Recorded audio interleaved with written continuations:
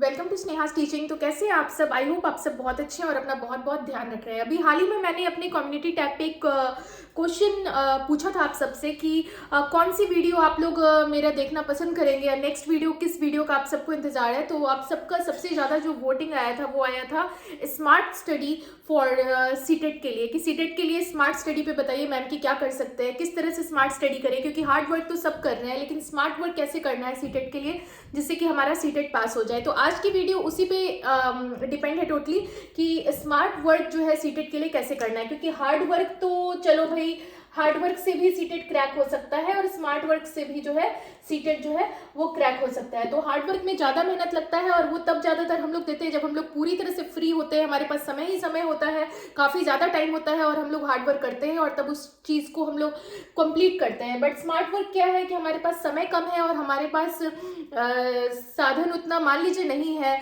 बहुत सारी बुक्स हमारे पास नहीं है और हमें स्मार्टली उस चीज़ को टैकल करना है। तो उसको कहते हैं हम लोग स्मार्ट वर्क की। जो बाकी कर रहे हैं आप, बाकी अगर कोई चीज़ को 10 घंटे में कर रहे हैं तो आप उस चीज़ को 5 घंटे में अगर कर लेते हो, सेम एफर्ट कम लगा के अगर आप प्रोडक्ट उतना ही दे रहे हो जितना कि एफर्ट जो ज़्यादा लगा रहे हैं उतना पे आ रहा है, तो बात बराबर हो जाती है। अगर आप कम देर पढ़ के भी अगर आपका सीटेट निकल जाता है और जो ज़्यादा देर पढ़ के सीटेट निकाल रहे हैं, और अगर आपका कम देर पढ़ के सीटेट निकल रहा है तो वो है आपका स्मार्ट वर्क। तो आज हम लोग जानेंगे कि स्मार्ट वर्क जो है वो सीटेट में कैसे करना है। वीडियो के एंड तक बने रहिए ताकि आप सबको क्लियर हो जाए कि स्मार्ट वर्क करके सीटेट कैसे पास करना है। ठीक है, तो इस पर आज की ये जो वीडियो है वो डिटेल में है आप लोगों की, तो वीडियो में बने रहिए। अब हम लोग स्टार्ट करते हैं हमारे स्मार्ट वर्क के लिए कि स्मार्ट वर्क करके कम मेहनत करके कैसे निकलेगा। कि मान लीजिए स्मार्ट वर्क है, तो स्मार्ट वर्क क्या है कि दिन में आपके पास बहुत ही कम टाइम है, कम टाइम में ही आपको करना है। तो कम टाइम में सबसे ज़्यादा आप टारगेट क्या कर सकते हो? अगर आपके पास टाइम बहुत कम है तो आपको टारगेट क्या करना है और कैसे पढ़ना है जो आपका सीटेट क्लियर हो जाएगा कम समय में भी। तो फर्स्ट थिंग आता है आपका, जो पहला है वो है प्रीवियस पेपर। पहला क्या है आपका? प्रीवियस पेपर को आप टारगेट कीजिए, जो कि आपको कम समय में, अगर आप सीटेट निकालना चाह रहे हैं तो मैं सबसे पहला बात आप सबको बताऊंगी कि प्रीवियस पेपर को टारगेट कर लीजिए। यानी कि 2011 से लेकर अभी जो प्रेजेंट टाइम है वहां तक का पर डे, मान लीजिए एक दिन आप डे वन बैठिए। डे वन आपके पास 1 आवर ही है, मान लीजिए 1-2 घंटे ही आप दे सकते हैं। स्मार्ट वर्क यानी कि आपके पास समय कम है। आप डे वन में 2011 को टारगेट कीजिए, मान लीजिए 2012 है या 13 है, जहां से भी आप प्रीवियस पेपर उठा रहे हो वहां से टारगेट कीजिए। डे टू है आपका, डे टू 2013 को टारगेट कीजिए।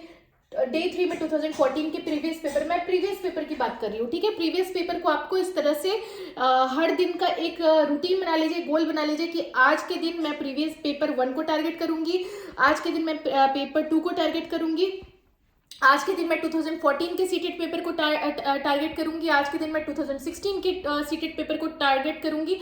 तो आपको एक ये बना लेना है, गोल बना लेना है कि पर डे कौन से दिन आपको कौन से पेपर को टारगेट करना है, ये आपका एक गोल निर्धारित हो जाना चाहिए। तो ऐसे में अगर आप पर डे अगर 1 to 2 आवर्स भी दे रहे हैं ना, मैं सच बता रही हूँ 1 से 2 घंटे भी अगर आप दे रहे हैं तो सीटेट क्वालिफाई करने के लिए काफ़ी है, क्योंकि आप स्मार्टली चल रहे हो। स्मार्टली कौन बच्चे चलते हैं?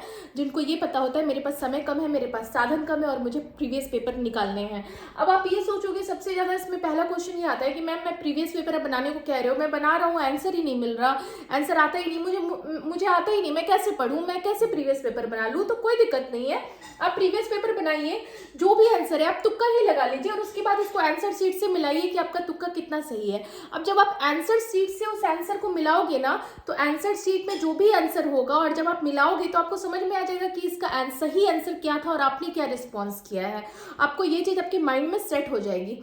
और जब आप हर साल का प्रीवियस पेपर बना लोगे तो धीरे धीरे आपको पैटर्न समझ में आ जाएगा कि हर 2 साल 3 साल पे ये सब क्वेश्चन तो आते ही आते हैं। ठीक है, तो इससे एक कहीं ना कहीं स्मार्ट वर्क जो है आपका क्रिएट होना स्टार्ट हो जाता है यहीं से, कि स्मार्ट वर्क इस तरह से आप सीटेट के लिए कर सकते हैं। आपका यहाँ से बिगनिंग हो जाता है स्मार्ट वर्क का, जब आप प्रीवियस पेपर बनाना शुरू कर देते हैं, यही है आपका स्मार्ट वर्क। अगर आप सोच रहे हो कि आप हार्ड वर्क की तरफ भागना चाह रहे हो, तो हार्ड वर्क कौन बच्चे कर रहे हैं?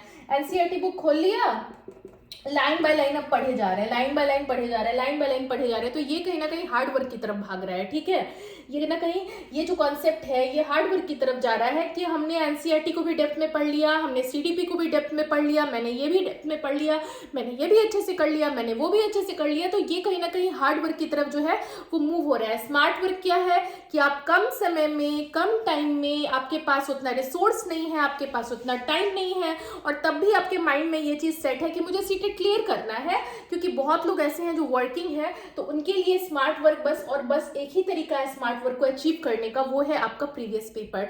अगर आप प्रीवियस पेपर को टारगेट करते हो तो आपका स्मार्ट वर्क ऑटोमेटिकली अचीव हो जाता है। उसके लिए आपको बहुत ज्यादा एनसीईआरटी ये वो पढ़ने की जरूरत नहीं है। अगर आप 1 घंटे 2 घंटे भी पर डे अगर आप प्रीवियस पेपर पे दे देते हो और आप कुछ भी नहीं पढ़ते हो ना, मैं सच बता रही हूँ, अगर आप कुछ भी नहीं पढ़ते हो, बस प्रीवियस पेपर ही बना रहे हो, ठीक है, तो आपका स्मार्ट वर्क जो है वो हो जाता है। जितना प्रैक्टिस करोगे उतना जो है आपका स्मार्ट वर्क क्लियर होगा। अभी वीडियो हमारा एंड नहीं हुआ है, अभी आपको और भी मैं बहुत इंटरेस्टिंग और इंपॉर्टेंट बात बताने वाली हूँ जो आप मिस ना कर दे, इसलिए मैं आपको बार बार कह रही हूँ वीडियो के एंड तक बने रहिए ताकि आपको समझ में आ जाए कि स्मार्ट वर्क को किस तरीके से करना है।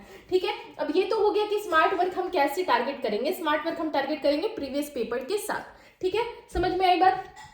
अब हमारा नेक्स्ट है कि स्मार्ट वर्क को कैसे करें। ठीक है, how to do the smart work, क्योंकि अब स्मार्ट वर्क क्या है, टारगेट कैसे करना है, ये तो मैंने आप सबको बता दिया। अब स्मार्ट वर्क समझ में तो आ गई आपको बात कि चलो जी हमें क्या है स्मार्ट वर्क, क्या है, प्रीवियस पेपर बनाना ही स्मार्ट वर्क है। चलो ठीक है, सही बात है, प्रीवियस पेपर अगर आप बना रहे हो तो स्मार्ट वर्क कर रहे हो, आप हार्ड वर्क की तरफ नहीं भाग रहे हो। अब कैसे करना है स्मार्ट वर्क, दिन के मान लीजिए 1-2 घंटे आप पर डे दे रहे हो। ठीक है, स्मार्ट वर्क मतलब क्या, टाइम और एफर्ट को हम कम करने वाले हैं। ठीक है, हार्ड वर्क में क्या होता है, टाइम भी बढ़ता है, हमारा एफर्ट भी जाता है, हमारी एनर्जी भी जाती है, हमारा तीनों चीज जाता है। स्मार्ट वर्क में क्या होता है, हमारा टाइम भी कम लगता है, एफर्ट्स भी कम लगता है और एनर्जी भी कम लगती है, तीनों ही कम लगता है। तो अब जब हम टाइम, एफर्ट्स और एनर्जी तीनों ही कम लगा रहे हैं तो हम स्मार्ट वर्क कर रहे हैं।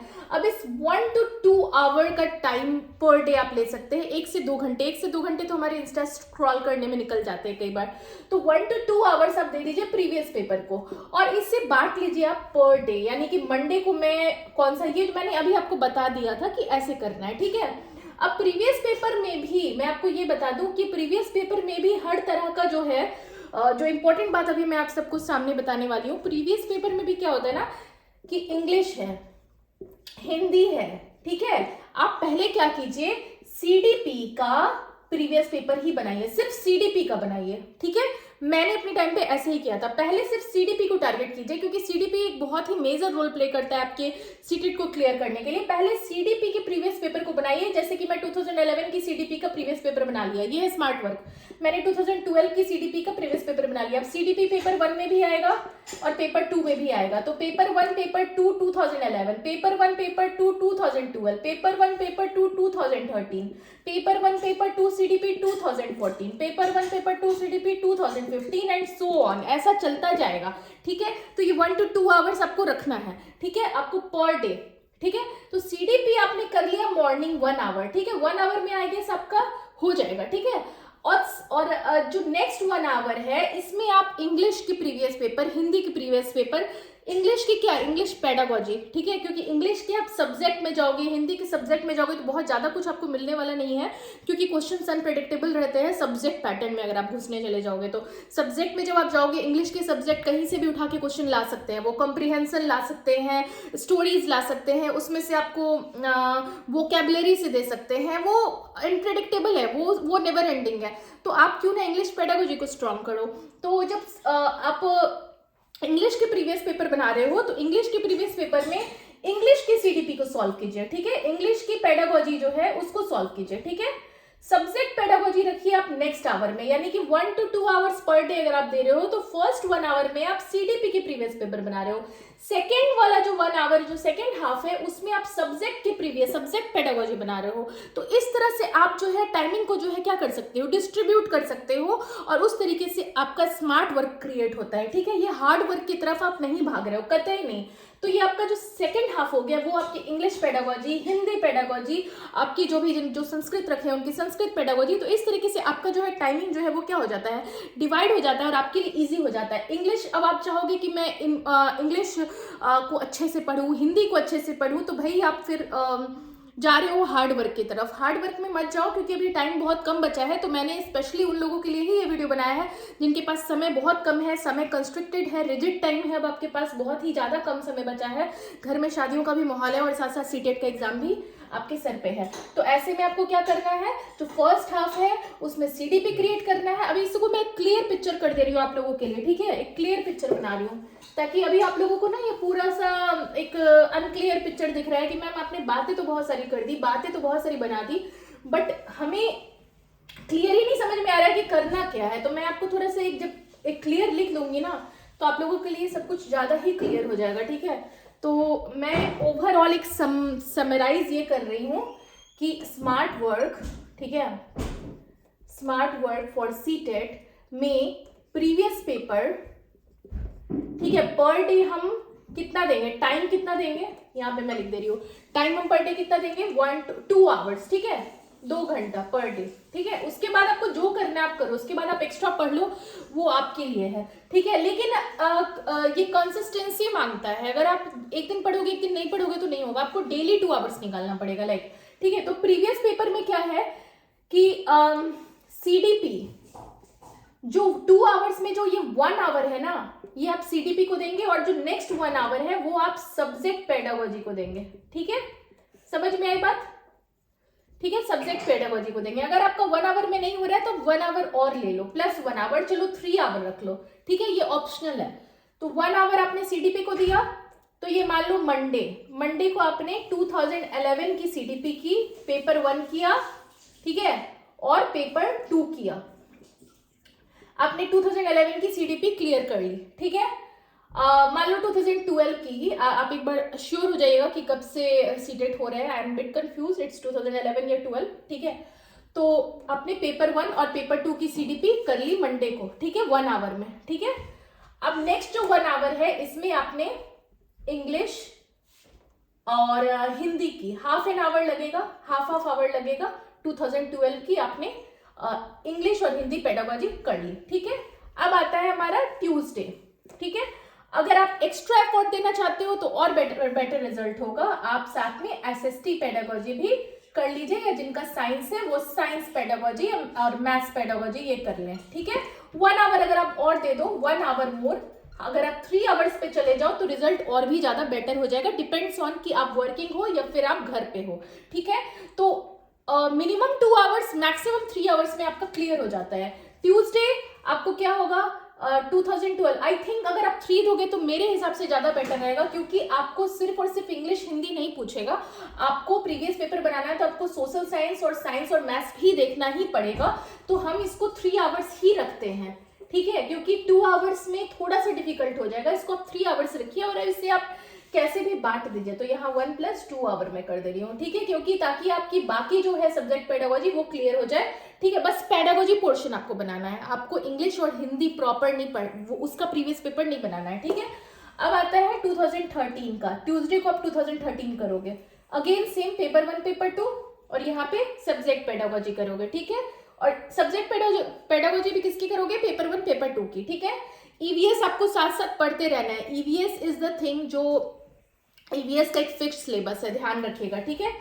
अब आता है वेडनेसडे को तो आप 2014 कर लोगे, ठीक है, नेक्स्ट 2015 कर लोगे, और इसी प्रोसेस से आपको आगे बढ़ते जाना है, सो दैट ये एक आपका टाइम भी कम लग रहा है, आपकी एफर्ट्स भी कम लग रही है और आप स्मार्ट वर्क भी कर रहे हो, आपको बहुत ज्यादा कुछ नहीं पढ़ना पड़ रहा है, एक एक सब्जेक्ट को सेग्रीगेट करके नहीं पढ़ना पड़ रहा है, वो सब्जेक्ट अलग करके, ये सब्जेक्ट अलग करके, उसको ऐसे इसको ऐसे, ज्यादा परेशान नहीं होना पड़ रहा है और आप अपने टारगेट और को भी अचीव कर रहे हो।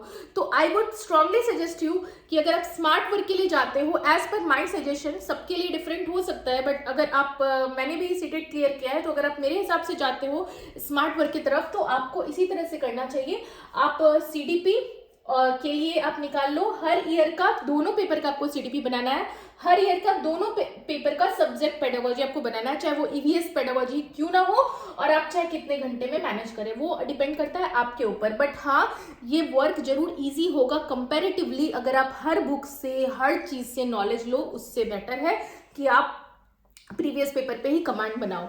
अब आपको ये क्वेश्चन नहीं बन रहा है, क्वेश्चन में ऑप्शन रहते हैं ABCD, आपने दे दिया गलत ऑप्शन, आपने दे दिया B। आप प्रैक्टिस कर रहे हो तब की बात कर रही हूँ।